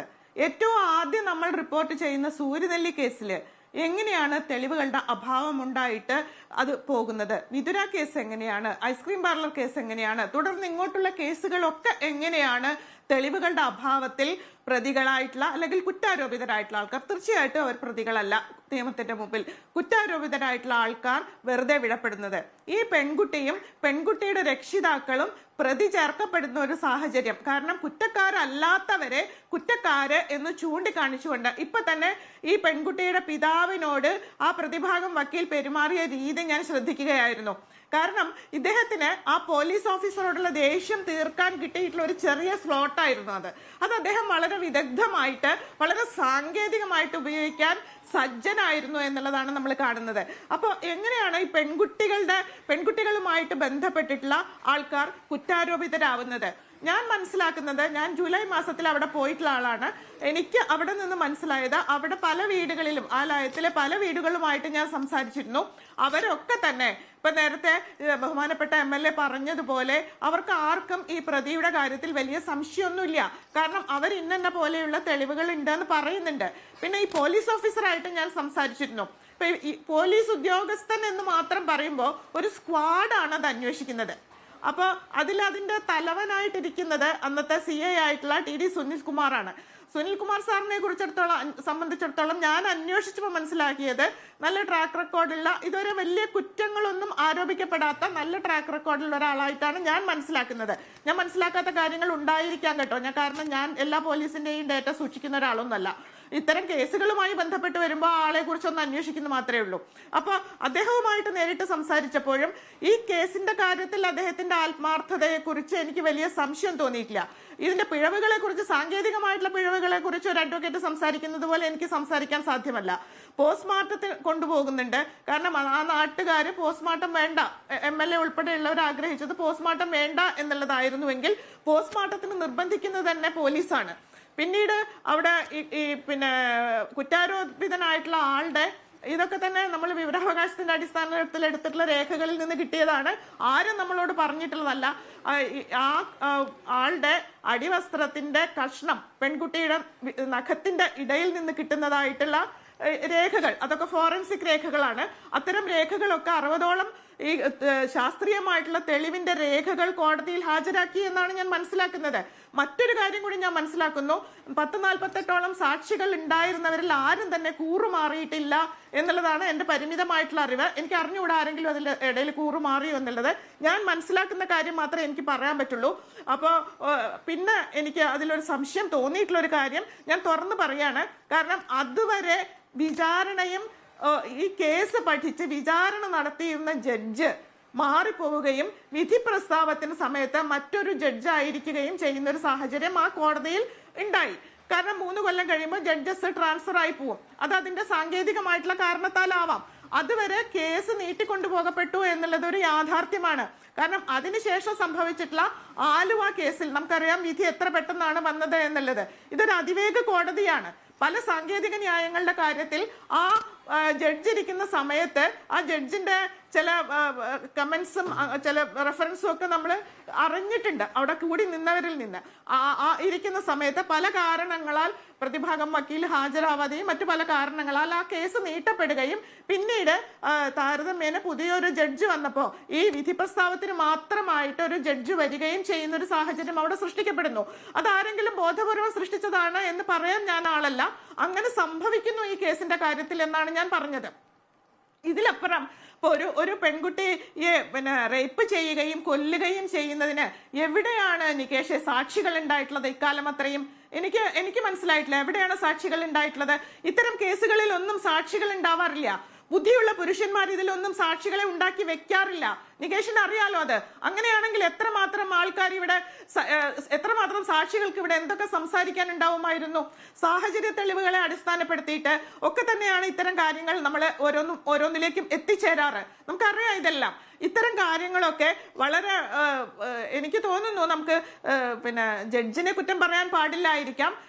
2005 ഹൈക്കോടതിയുടെ ഒരു ജഡ്ജ്മെന്റ് വന്നിട്ടുണ്ടായിരുന്നു. നികേഷും അത് ഓർക്കുന്നുണ്ടായിരിക്കും. സൂര്യനെല്ലി പെൺകുട്ടിയുടെ സ്വഭാവഹത്യ നടത്തിക്കൊണ്ടുള്ള ഒരു ജഡ്ജ്മെന്റ് വന്നിട്ടുണ്ടായിരുന്നു. ഇതിൽ പെൺകുട്ടി 5 വയസ്സായിട്ടുള്ള ഒരു പെൺകുട്ടിയാണ്. ആ പെൺകുട്ടിയുടെ സ്വഭാവഹത്യ നടത്തുന്നില്ല, ആ പെൺകുട്ടി മൊളസ്റ്റ് ചെയ്യപ്പെട്ടു, കൊല ചെയ്യപ്പെട്ടു എന്ന് സമ്മതിക്കുന്നുണ്ടെങ്കിൽ പോലും ആ കേസ് അന്വേഷിച്ച് അത് കോടതിയിൽ എത്തിച്ചിട്ടുള്ള പോലീസിന്റെ സ്വഭാവഹത്യ നടത്തുന്നുണ്ട്. പോലീസിന്റെ ഒരു അഡ്വക്കസി ഞാൻ ഏറ്റെടുത്തിട്ടില്ല. പക്ഷെ ഇത് പറയേണ്ടി വരുന്ന ഒരു സാഹചര്യം ഇവിടെയുണ്ട്. കാരണം ആ എങ്ങനെയെങ്കിലും ഏത് ന്യായത്താലെങ്കിലും ഒന്നുകിൽ പെൺകുട്ടിയുടെ സ്വഭാവ ദൂഷ്യത്താൽ അല്ലെങ്കിൽ അന്വേഷണ ഉദ്യോഗസ്ഥരുടെ വിശ്വാസ്യത കുറവിനാൽ എങ്ങനെയെങ്കിലും പ്രതി ചേർക്കപ്പെട്ടിട്ടുള്ള ആൾക്കാർ രക്ഷപ്പെടുന്ന ഒരു സാഹചര്യം സൃഷ്ടിക്കപ്പെടുന്ന ഒരു നാടായിട്ട് കേരളം മാറിയിട്ടുണ്ട്. ശരി, ശ്രീമതി പി. ഗീത, ഞാൻ വരാം. വളരെ പ്രധാനപ്പെട്ട ഒരു വിഷയം താങ്കൾ നേരത്തെ ഉന്നയിക്കുകയും ചെയ്തിരുന്നു, പുള്ളപ്പുരയുമായി ബന്ധപ്പെട്ട വിഷയം. ഈ പറയുന്ന ലയത്തിനോടൊപ്പം എന്തുകൊണ്ട് പുള്ളപ്പുര ഉണ്ടായിട്ടില്ല എന്നുള്ളത് MLA കൂടി മറുപടി പറയേണ്ടതാണ് എന്ന് താങ്കൾ നേരത്തെ ഉന്നയിച്ച വിഷയം ഞാൻ ഓർക്കുകയും ചെയ്യുന്നു. ശ്രീ റോയ് കെ പൗലോസ് മുൻ DCC പ്രസിഡന്റാണ് ഇടുക്കിയിലെ. ശ്രീ റോയ് കെ പൗലോസ്, ഇവിടെ രാഷ്ട്രീയ ഇടപെടൽ ഉണ്ടായിട്ടുണ്ട് എന്നാണല്ലോ പ്രതിപക്ഷം സംശയിക്കുന്നത്. എന്താണ് ആ രാഷ്ട്രീയ ഇടപെടൽ? അല്ല നികേഷ്, അങ്ങനെ സംശയിക്കപ്പെടാനുള്ള സാഹചര്യങ്ങൾ ഈ കേസിന്റെ അന്വേഷണ സമയത്ത് തന്നെ ഉണ്ടായിരുന്നു എന്നുള്ളതാണ് വസ്തുത. ഇതുമായി ബന്ധപ്പെട്ടുള്ള അന്വേഷണം തുടക്കത്തിൽ വളരെ നല്ല നിലയിലായിരുന്നു എന്നാണ് ഞാൻ മനസ്സിലാക്കിയിട്ടുള്ളത്. ഇവിടെ പരാമർശിക്കപ്പെട്ടതുപോലെ ആ അന്വേഷണ ഉദ്യോഗസ്ഥനെ കുറിച്ച് ആദ്യഘട്ടത്തിൽ പ്രത്യേകിച്ചൊരു സംശയവും ആർക്കും തോന്നിയിരുന്നില്ല എന്നുള്ളതാണ് ഞാനും മനസ്സിലാക്കിയിട്ടുള്ളത്. അദ്ദേഹത്തിന്റെ ട്രാക്ക് റെക്കോർഡ് പരിശോധിച്ചു കഴിഞ്ഞാലും അത്തരമൊരു ആരോപണം ഉന്നയിക്കാനുള്ള സാഹചര്യം കുറവുള്ള ഒരാളുമായിട്ടാണ് ഞാൻ മനസ്സിലാക്കുന്നത്. പക്ഷേ ഒരു ഘട്ടം കഴിഞ്ഞപ്പോൾ ഇതുമായി ബന്ധപ്പെട്ട അന്വേഷണവുമായി ബന്ധപ്പെട്ട കാര്യങ്ങളിലൊക്കെ പുറത്തു നിന്നുള്ള ഇടപെടലുകൾ വളരെ ആസൂത്രിതമായി വളരെ ശക്തമായിട്ടുണ്ടായി എന്നുള്ളൊരു ആക്ഷേപം അവിടെ ഉണ്ടാകാനിടയായ സാഹചര്യം ഉണ്ടായി. അതുമായി ബന്ധപ്പെട്ട് SC/ST വകുപ്പ്, പട്ടികജാതി പെൺകുട്ടിയാണ്, ആ പട്ടികജാതി വകുപ്പ് ഇതുമായിട്ട് ആ കുട്ടി ആ സമുദായത്തിൽപ്പെട്ടതായതുകൊണ്ട് അതുമായി ബന്ധപ്പെട്ടിട്ടുള്ള നിയമപരമായ വകുപ്പുകൾ ചേർക്കേണ്ട കാര്യങ്ങളിൽ വീഴ്ചയുണ്ടായി എന്നുള്ള ആക്ഷേപം ഉണ്ടായി. ആ കുട്ടിയുടെ മാതാപിതാക്കൾ തന്നെ അത് സംബന്ധിച്ചുള്ള പരാതികളും അന്വേഷണ ഘട്ടത്തിൽ തന്നെ അവർക്ക് ആക്ഷേപങ്ങളുണ്ട്, സംശയങ്ങളുണ്ട് എന്നുള്ള ആക്ഷേപങ്ങൾ അവർ കൊടുക്കുകയുണ്ടായി. അതുമായി ബന്ധപ്പെട്ട് ഞാൻ പറഞ്ഞല്ലോ, ഞങ്ങളുടെ പാർട്ടിയെ സംബന്ധിച്ചിടത്തോളം ഈ സംശയങ്ങളൊക്കെ ഉണ്ടായ സന്ദർഭത്തിൽ അവിടെ സമരപരിപാടികൾ പോലീസ് സ്റ്റേഷന് മുമ്പിൽ നടന്നിട്ടുണ്ട്. അപ്പോ തുടക്കത്തിൽ വളരെ കുറ്റമറ്റ രീതിയിൽ ആരംഭത്തിൽ ഈ കുട്ടിയുടെ മാതാപിതാക്കൾ പോലും ഇതൊരു ആത്മഹത്യയാണ് എന്നുള്ള നിഗമനത്തിലാണല്ലോ അവരിരുന്നിരുന്നത്.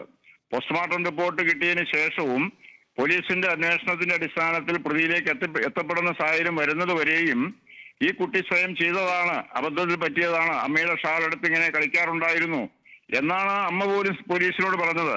അപ്പൊ അവർക്കൊരു സംശയം പോലും ഇല്ലാത്ത നിലയിലാണ് ഈ ക്രൂരകൃത്യം ചെയ്തതെന്നുള്ളതാണ് വസ്തുത. വാതില് തുറന്നിട്ട് പോലും ഇല്ലായിരുന്നു, അകത്തുനിന്ന് അടഞ്ഞു തന്നെ കിടക്കുന്നു.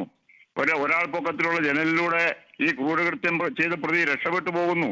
ഈ പ്രതിയെ അവിടെ തെളിവെടുപ്പിന് കൊണ്ടുവന്ന സമയത്ത് ഇയാൾ എങ്ങനെയാണ് ഈ ക്രൂരകൃത്യം ചെയ്ത് കുട്ടിയെ കെട്ടിത്തൂക്കിയതിനു ശേഷം രക്ഷപ്പെട്ടത് എന്നുള്ളത് പോലീസിന് ആ ജനലിലൂടെ ഇറങ്ങി കാണിച്ചു കൊടുക്കുന്നു, ജനങ്ങളെല്ലാം നോക്കി നിൽക്കുമ്പോൾ.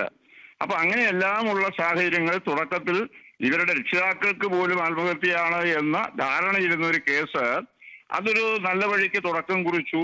കേസിൽ യഥാർത്ഥ പ്രതിയിലേക്ക് അത് എത്തി. പ്രതിയുമായി ബന്ധപ്പെട്ട് ആവശ്യമായ തെളിവുകൾ ശേഖരിച്ചു എന്നാണ് മനസ്സിലാക്കുന്നത്. പിന്നീട് എവിടെയൊക്കെയോ എന്തൊക്കെയോ എന്ന് പറഞ്ഞാൽ പോരല്ലോ ശ്രീ റോയ് കെ പൗലോസ്. ആക്ഷേപം ഉന്നയിക്കുമ്പോൾ അതിനകത്ത് വസ്തുത വേണം. എന്നോടൊപ്പം ഇപ്പോൾ ശ്രീ വാഴൂർ സോമനുണ്ട്. വാഴൂർ സോമനാണ് അതിനെ മറുപടി പറയേണ്ടത്. കാരണം ആ പെൺകുട്ടിയുടെ ഒരു CPI കുടുംബമാണ്. വാഴൂർ സോമൻ ആ കുടുംബവുമായി ബന്ധപ്പെടുന്നയാളാണ്. അദ്ദേഹം ഒരു MLA കൂടിയാണ്.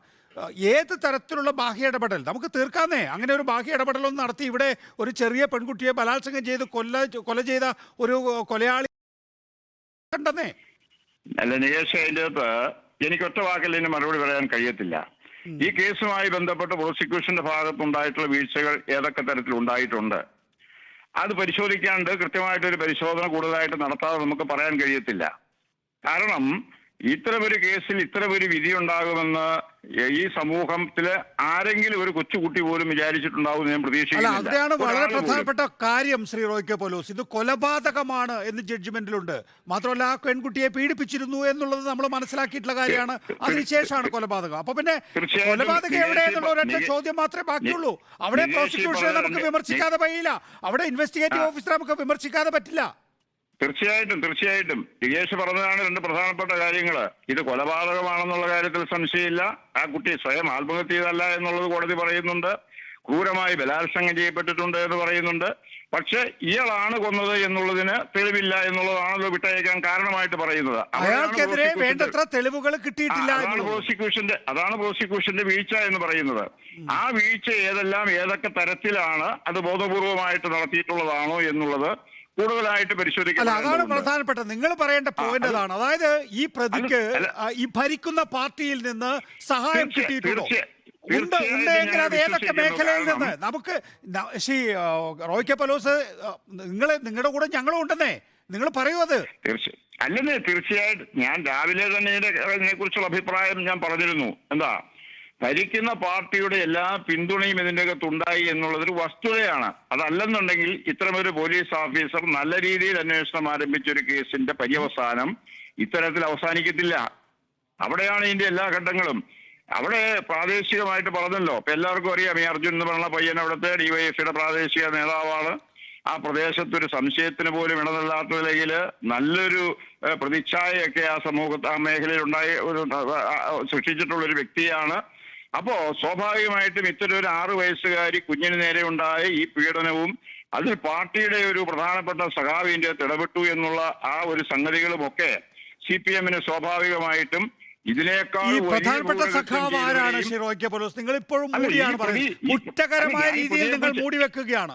ഏതെങ്കിലും തരത്തിൽ നിങ്ങൾക്ക് തെളിവുള്ള കാര്യമാണെങ്കിൽ നിങ്ങൾ പറയേണ്ട ഘട്ടം ഇതാണ്. ഞാൻ പറഞ്ഞതല്ല നികേഷ്, സഖാവെന്ന് ഞാൻ ഉദ്ദേശിച്ചത് ഈ പ്രതിയെ തന്നെയാണ്.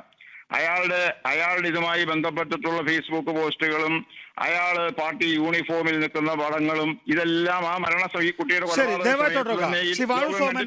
ഭരിക്കുന്ന പാർട്ടിയുടെ സഹായം കിട്ടിയിട്ടുണ്ടെന്ന് കോൺഗ്രസ് ആക്ഷേപം ഉന്നയിക്കുന്നുണ്ടല്ലോ. പ്രതിപക്ഷ നേതാവ് ആ വിമർശനം ഉന്നയിച്ചു കഴിഞ്ഞിരിക്കുന്നു ഇതിനകം തന്നെ.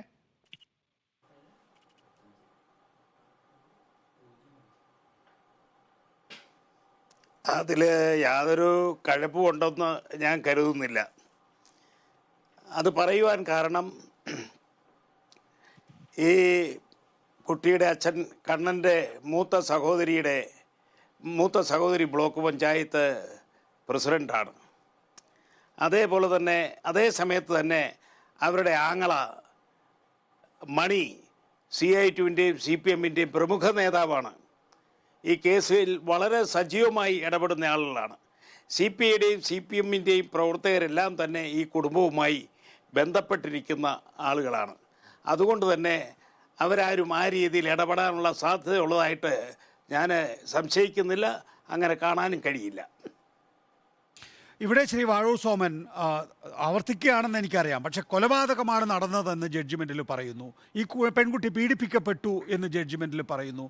കൊലയാളിയിലേക്ക് കുറ്റകൃത്യം സ്ഥാപിക്കാൻ കഴിയുന്ന വിധത്തിൽ തെളിവുകൾ ഹാജരാക്കാൻ പ്രോസിക്യൂഷന് കഴിഞ്ഞിട്ടില്ല എന്നാണ് പറയുന്നത്. അപ്പോൾ പിന്നെ എങ്ങനെ സംഭവിക്കുന്നു നോക്കൂ. ഒരു ചെറിയ പ്രദേശത്ത് ഒരു പെൺകുട്ടിയെ പീഡിപ്പിച്ചു കൊന്നയാളെ കണ്ടുപിടിക്കാൻ കഴിയുന്നില്ലെങ്കിൽ എന്തിനാണ് ഈ പോലീസ്?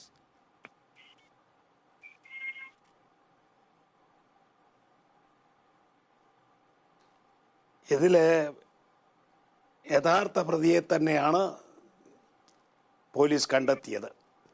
ഞാൻ മനസ്സിലാക്കുന്നിടത്തോളം, ഞാൻ നേരിൽ കണ്ടിട്ടുള്ള കാര്യം പറയാം. ഈ കുട്ടിയെ ബൈക്കിൽ കയറ്റി സെൻറ്റ് മാത്യൂസ് സ്കൂളിൽ ഈ പ്രതി പോകുന്നത് ഞാൻ കണ്ടിട്ടുണ്ട്. വണ്ടിപ്പെരിയാർ ടൗണിലെ പല കടകളിൽ നിന്നും ധാരാളം മിഠായികൾ വാങ്ങി ഈ പയ്യൻ കൊണ്ടുപോകുന്നതും അവിടെ സംസാര വിഷയമായിട്ടുണ്ട്. അങ്ങനെ ഒരു സ്വാധീന വലയത്തിൽ ഈ കുട്ടിയെ നിരന്തരമായി കൂട്ടിക്കൊണ്ടു പോയിരുന്നു. രക്ഷകർത്താക്കൾ വിചാരിച്ചത് അവർ ബന്ധുക്കളാണ്, സഹോദര സ്നേഹത്താൽ ചെയ്യുന്നതാണ് എന്ന് നിരക്ഷരായി അവർ ചിന്തിച്ചിട്ടുണ്ടാവാം. അതാണ് ഈ പ്രതിക്ക് ഇത്രയും ധൈര്യമായി ഈ പ്രവൃത്തി ചെയ്യാൻ സാഹചര്യം ഒരുക്കി കൊടുത്തതെന്നാണ് ഞാൻ മനസ്സിലാക്കുന്നത്. ക്രൂരമായി ബലാത്സംഗം തന്നെ ചെയ്താണ് സാക്ഷിയാണ്. കുട്ടി MLA പറയുന്നു ഇയാൾ അത് തന്നെയാണ് പോസ്റ്റ്മോർട്ടത്തിൽ, ആ ക്രൂരകൃത്യം ചെയ്തത് എന്ന്. തെളിഞ്ഞിട്ടുണ്ട്. പക്ഷെ പ്രോസിക്യൂഷൻ അത് പ്രൂവ് ചെയ്യാൻ പറ്റിയിട്ടില്ല.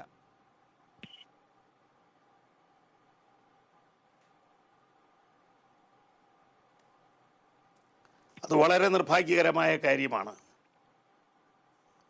അതേ അതിനെക്കുറിച്ച് എനിക്ക് പറയാനുള്ളൂ. ഇക്കാര്യത്തിൽ ഇനി എന്താണ് സാധിക്കുക? പോലീസ് അപ്പീൽ പോകുമെന്ന് പറഞ്ഞിട്ടുണ്ട്. അപ്പീലാണോ വേണ്ടത്, പുനരന്വേഷണമാണോ വേണ്ടത്?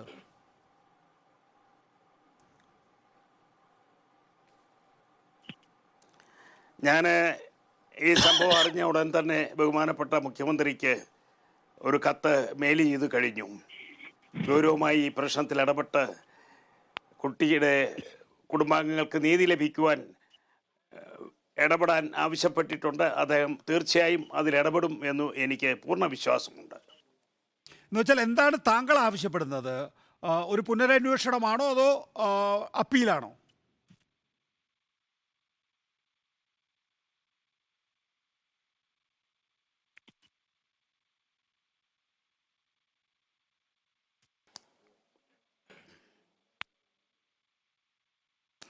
എന്നോടാണോ ചോദ്യം? അതെ അതെ സർ.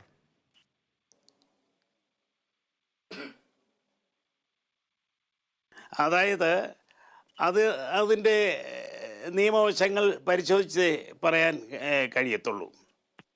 ശരി, കുട്ടിയുടെ അച്ഛനോട് ഞാൻ ചോദിക്കുകയാണ്, നിങ്ങൾ ആവശ്യപ്പെടുന്നത് പുനരന്വേഷണമാണോ അതോ അപ്പീലാണോ?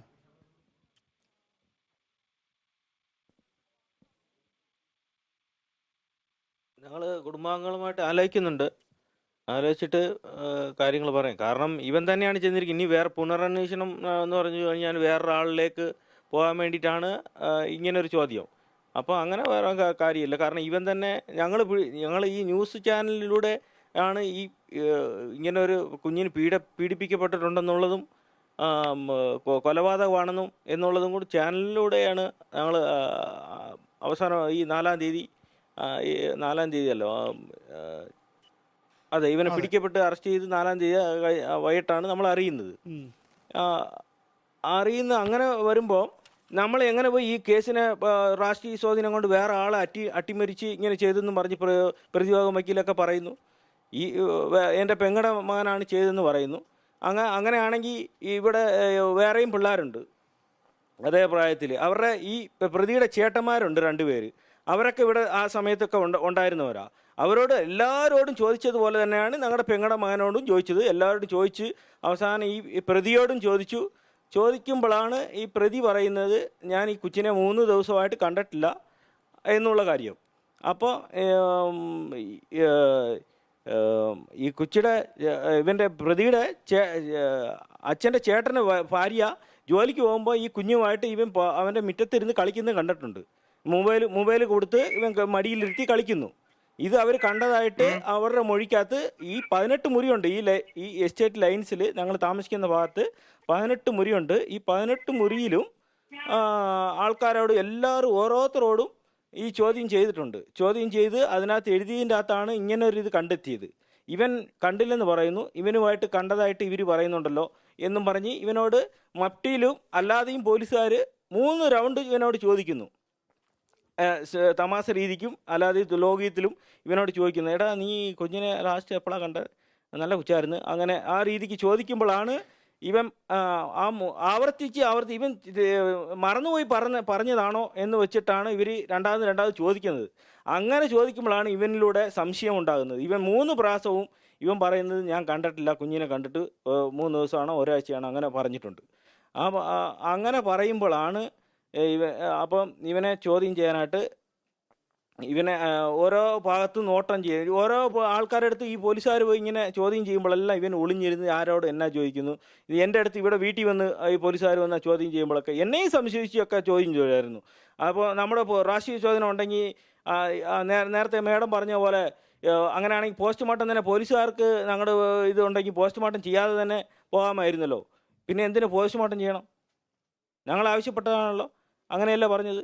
അപ്പം ഇതിൻ്റെ അകത്ത് അങ്ങനെ ഒരു പ്രതിയെ രക്ഷപ്പെടുത്താൻ വേണ്ടി പോലീസ് ഞങ്ങളോ അങ്ങനെ നടത്തിയിട്ടില്ല. കാരണം ഇവൻ കുറ്റസമ്മതം നടത്തിയതിന് ശേഷമാണ് ഞങ്ങൾ തന്നെ അറിയുന്നത്. ഡോക്ടർ ഈ കുഞ്ഞിനെ ആദ്യം കൊണ്ടുപോയപ്പോൾ തന്നെ ഡോക്ടർ ഞങ്ങളോട് പറഞ്ഞിട്ടില്ല ഈ കുഞ്ഞ് പീഡിപ്പിക്കപ്പെട്ടിട്ടുണ്ട് എന്നുള്ള കാര്യം. പോലീസുകാരോടാണ് പറഞ്ഞിരിക്കുന്നത്. അവർ അപ്പോൾ അങ്ങനെയാണ് പോസ്റ്റ്മോർട്ടത്തിലേക്ക് പോകുന്നത്.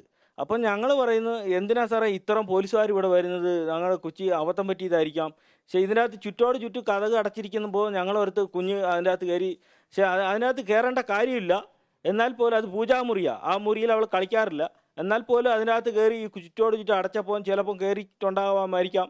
അബദ്ധം പറ്റി ചിലപ്പോൾ ഇങ്ങനെ കുടുങ്ങിയതായിരിക്കും എന്നുള്ള രീതിയിൽ പ്രതിയടക്കമാണ് ഞങ്ങളോട് ഈ പറയുന്നത്. അപ്പോൾ അങ്ങനെ വിശ്വസിച്ച് പോയി. അപ്പോൾ അങ്ങനെയാണ് ഞങ്ങൾ ഇങ്ങനെ കരുതിയിരുന്നത്. അപ്പോൾ ന്യൂസ് ചാനലിലൂടെ പറയുമ്പോഴാണ് ഇവനാണ് ചെയ്തെന്നുള്ളത്. അന്നേരം പോലും നമുക്ക് ഉൾക്കൊള്ളാൻ പറ്റുന്നില്ല. പിന്നെ ശ്രീമതി പി ഗീത, അവസാന ഘട്ടത്തിലേക്ക് പോവുകയാണ് നമ്മൾ. ഈ പുള്ളപ്പുരയുടെ കാര്യം ഗീത ചൂണ്ടിക്കാണിക്കേണ്ട വളരെ പ്രധാനപ്പെട്ടവും പ്രസക്തവുമായിട്ടുള്ള കാര്യമാണ്. പുള്ളപ്പുര ഈ പറയുന്ന ലയങ്ങൾക്കൊപ്പം ഉണ്ടായിരുന്നുവെങ്കിൽ ഈ ദുഷ്ടകൃത്യം ചെയ്യാൻ പ്രതിക്ക് കഴിയുമായിരുന്നില്ല എന്നുള്ളത് ഒരു സാമൂഹിക വിഷയം തന്നെയാണ്.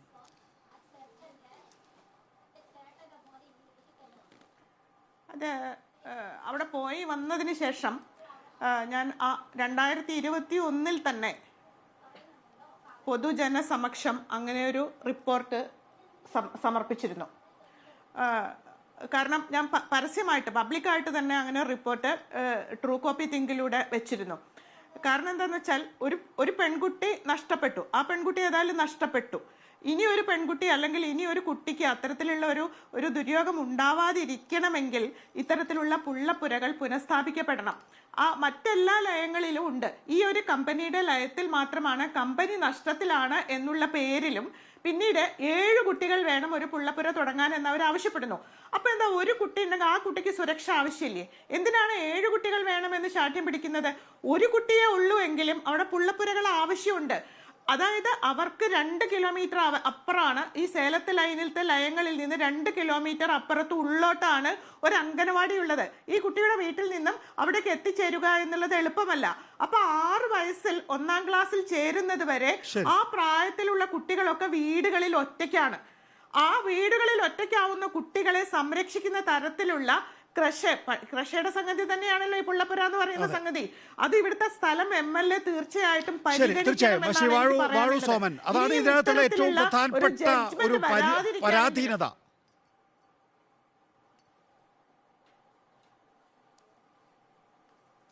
അതായത് അത് വലിയ തോട്ടം വലിയ പ്രതിസന്ധിയെ വീഴ്ചയാണ്, തുടർന്ന് സാമൂഹികമായ കഴിഞ്ഞ 20 വീഴ്ചയാണ്. വർഷക്കാലമായി പീരിമേട്ടിൽ പൊതുവെ സ്ഥിതിഗതികൾ വളരെ മോശമാണ്. ഈ കേന്ദ്ര സർക്കാരിൻ്റെ ആഗോളവൽക്കരണ നയം നടപ്പാക്കിയതാണ് തേയില വ്യവസായത്തിന് ഇത്രയും വലിയ തിരിച്ചടി ഉണ്ടായത്. ഇതേ തുടർന്ന് ഈ കമ്പനിയിൽ മാത്രമല്ല ഇവിടുത്തെ ഒട്ടുമിക്കവാറും തോട്ടങ്ങളിലെയും പിള്ളപ്പരകളും ഡിസ്പെൻസറികളും ആശുപത്രികളും അടച്ചുപൂട്ടിയിട്ടുണ്ട്. അതിൽ എസ്റ്റേറ്റ് ആശുപത്രികൾ 8 ഗ്രൂപ്പ് ആശുപത്രികൾ അടച്ചുപൂട്ടിയിട്ടുണ്ട്. അതെന്തേ ബഹുമാന്യ സുഹൃത്ത് കണ്ടില്ല എന്ന് ഞാൻ ചോദിക്കുകയാണ്. ഗ്രാൻഡ് ബി ഗ്രൂപ്പ് ആശുപത്രി അടച്ചുപൂട്ടി, ഗ്ലെൻമേരി ഗ്രൂപ്പ് ആശുപത്രി അടച്ചുപൂട്ടി, ബോനാമി ഗ്രൂപ്പ് ആശുപത്രി അടച്ചുപൂട്ടി, ചെന്നാപ്പാറ ഗ്രൂപ്പ് ആശുപത്രി അടച്ചുപൂട്ടി, ചീന്തലാർ ഗ്രൂപ്പ് ആശുപത്രി തകർന്ന് തരിപ്പണമായി പോയി. അങ്ങനെ ഈ മണ്ഡലത്തിൽ 8ഓളം ഗ്രൂപ്പ് ആശുപത്രികൾ അടഞ്ഞു കിടക്കുകയാണ്. ആകെ ശരിയാവണ്ണം പ്രവർത്തിക്കുന്ന ഒരു ഗ്രൂപ്പ് ആശുപത്രി HML കമ്പനിയുടെ വണ്ടിപ്പെരിയാർ ഗ്രൂപ്പ് മെഡിക്കൽ സ്കീം മാത്രമാണ്. ബാക്കി എല്ലാം നാമമാത്രമായിട്ട് ചെറിയ തോതിലൊക്കെ പ്രവർത്തിക്കുന്നു എന്ന് പറയുന്നതാണ് യാഥാർത്ഥ്യം. ഇവിടുത്തെ പിള്ളപ്പര അടച്ചുപൂട്ടി എന്ന് പറയുന്നത് ശരിയാണ്. അതിലെ ഒരു കാര്യം ആ സഹോദരി മനസ്സിലാക്കണം. 3 വയസ്സിന് താഴെയുള്ള കുട്ടികളെയാണ് പിള്ളപ്പരയിൽ എത്തിക്കുക, ബാക്കിയുള്ള കുട്ടികളെ അംഗൻവാടിയിലാണ് എത്തിക്കുക. അപ്പോൾ ഈ പറയുന്ന ആക്ഷേപത്തിന് യാതൊരു കഴമ്പുമില്ല. പിള്ളപ്പര വേണ്ടെന്നല്ല ഞാൻ പറയുന്നത്, ഈ പറയുന്ന ആക്ഷേപത്തിന് കഴമ്പില്ല. 3 വയസ്സല്ലല്ലോ നമ്മുടെ പ്രിയപ്പെട്ട ഇതുമായി കണക്ട് ചെയ്ത്. അംഗൻവാടി അങ്ങനെയാണെങ്കിൽ അംഗൻവാടി അവിടെ പ്രവർത്തിക്കുന്നുണ്ടോ? സർ ഒരു കാര്യം പറയാനുണ്ട്. സോറി MLA ഒരു ഉണ്ടല്ലോ, കാര്യം അംഗൻവാടി പറയാനുണ്ട്. ഉണ്ട്. ഈ സർക്കാരിന്റെ പ്രതി തന്നെ- കുറ്റസമ്മതം നടത്തിയ സന്ദർഭത്തിൽ സർക്കാരിന്റെ തന്നെ അംഗൻവാടി ഞാനൊന്ന് പറഞ്ഞോട്ടെ സഹോദരി, ഒന്ന് പറഞ്ഞോട്ടെ. സർക്കാരിന്റെ തന്നെ അംഗൻവാടി കണ്ണന്റെ വീട്ടിൽ നിന്ന് കാണാവുന്ന ദൂരത്തിൽ സ്ഥിതി ചെയ്യുന്നുണ്ട്. ഞാനൊരു ഞാൻ കാര്യം എത്രയോ പറഞ്ഞോട്ടെ, കാലമായി ഈ പറഞ്ഞോളൂ, ഗീത പറഞ്ഞോളൂ. ഇറങ്ങി നടക്കുന്ന ഒരു സാധാരണ അതെ സാർ അവിടെയുള്ള ആളാണ്. ഞാൻ ഇവിടുന്ന് മലപ്പുറം ജില്ലയിൽ നിന്ന് പോയ ആളാണ്. എങ്കിലും സാർ ഞാൻ പറയുന്നത് ഒന്ന് ചെവിക്കൊള്ളണം എന്ന് ഞാൻ റിക്വസ്റ്റ് ചെയ്യാണ്. ഈ പെൺകുട്ടിയെ 2.5 വയസ്സ് മുതൽ പീഡിപ്പിക്കുന്നതായിട്ടാണ്, മിഠായി കൊടുത്ത് പീഡിപ്പിക്കുന്നതായിട്ടാണ് ഈ പ്രതി കുറ്റസമ്മതം നടത്തിയിരിക്കുന്നത്. അത്തരം ഒരു കാര്യം കൂടി സാറിന്റെ പരിഗണനയിൽ ഇരിക്കട്ടെ. കാരണം 6 വയസ്സിലാണ് ആ കുട്ടി കൊല ചെയ്യപ്പെടുന്നതും ബലാത്സംഗം ചെയ്യപ്പെട്ടു എന്ന് തെളിയിക്കപ്പെടുന്നതും എന്നുള്ളത് ശരി തന്നെയാണ്. പക്ഷെ 2.5 വയസ്സ് മുതൽ എന്താണ് എന്ന് തിരിച്ചറിയാത്ത മാനസിക ശാരീരിക സമ്മർദ്ദങ്ങളിലൂടെയാണ് ആ പെൺകുട്ടി കടന്നു പോകേണ്ടി വന്നത് എന്നുള്ളത് കൂടി അത് വളരെ പ്രധാനപ്പെട്ട പോയിന്റാണ് ഗീത. ശിവാഴു സോമൻ, അത് വളരെ പ്രധാനപ്പെട്ട പോയിന്റാണ്. 2.5 വയസ്സ് മുതൽ ഒരു പെൺകുട്ടി പീഡിപ്പിക്കപ്പെടുന്നു. ഗീത ചൂണ്ടിക്കാണിച്ചതുപോലെ തന്നെ എന്താണ് തനിക്ക് സംഭവിക്കുന്നതെന്ന് ആ പെൺകുട്ടിക്ക് തിരിച്ചറിയാൻ കഴിയുന്നില്ല. കുറച്ചു മുമ്പ് പ്രധാനപ്പെട്ട പോയിന്റ് തന്നെയാണ്. അതെ, കുറച്ചു മുമ്പ് പോലീസിന്റെ ഇതിൽ പറയുന്നത് 2 വർഷമായി ഇങ്ങനെ ചെയ്യുന്നു എന്നാണ് പോലീസ് റിപ്പോർട്ടിൽ പറയുന്നതെന്ന് ഏതോ ഒരു അഭിഭാഷക ഇവിടെ പറയുന്നത് ഞാൻ കേട്ടു. ആയിക്കോട്ടെ, പക്ഷേ നോക്കൂ, ഇതിനകത്ത് ഒരു 6 മാസത്തെയോ 1 വർഷത്തിന്റെയോ മാത്രം കണക്കെടുത്ത് പോകേണ്ടതില്ല. നമുക്ക് നാളെ ഇങ്ങനെ ഒരു സംഭവം ആവർത്തിക്കാതിരിക്കാൻ ശിവാഴു സോമൻ പുള്ളപ്പുരകൾ ആവശ്യമാണ്. അംഗൻവാടികൾ പ്രവർത്തിക്കുന്നു എന്ന് ഉറപ്പുവരുത്തേണ്ടത് പ്രധാനപ്പെട്ടതാണ്.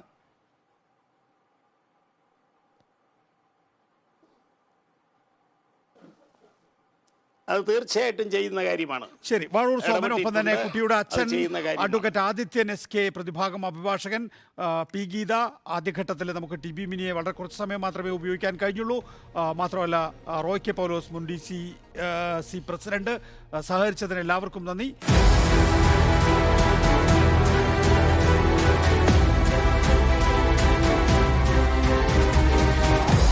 Debate with MV Nikesh Kumar.